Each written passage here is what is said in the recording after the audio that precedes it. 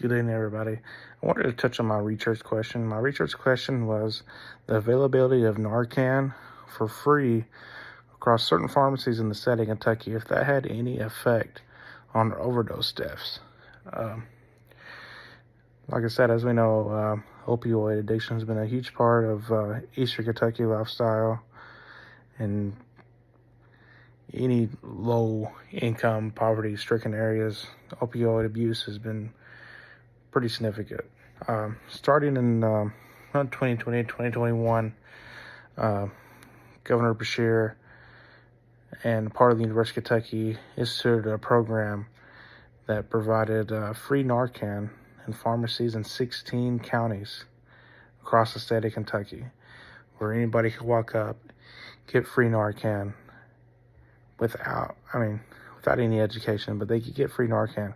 There was even a vending machine in the Madison County Jail that provided free Narcan for inmates because, it's basically to say that drugs get into these jails, mostly smuggled, and most of the time these drugs are counterfeit and fentanyl laced.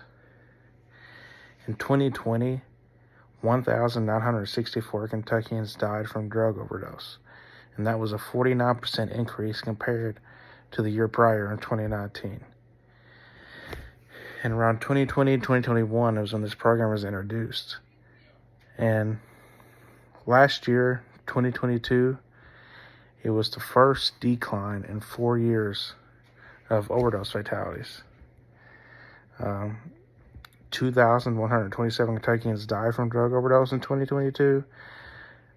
It was a slight decrease of 100 people, but as part of Andy Beshear's plans, he appointed there was a 50% increase in the number of drug treatment beds to help people overcome addiction. But I think as part of my research question, what would be important is to look into the 16 counties in the state of Kentucky and get the numbers of the overdose deaths compared to now versus 2019, 2020 when deaths were skyrocketing. It's hard because most of the numbers are grouped into just a general state of Kentucky. But like I said, only 16 counties in the state have adopted this program of providing free Narcan to anybody who can walk into a pharmacy and get it. And like I said, that's become a big stigma with people. Is like, why should drug addicts or just anybody in general get this free treatment when there's people struggling with other health issues like diabetes and so. And mostly these free Narcan problems are being lumped in with needle exchange programs, which are also a big stigma in the county. But like I said, I think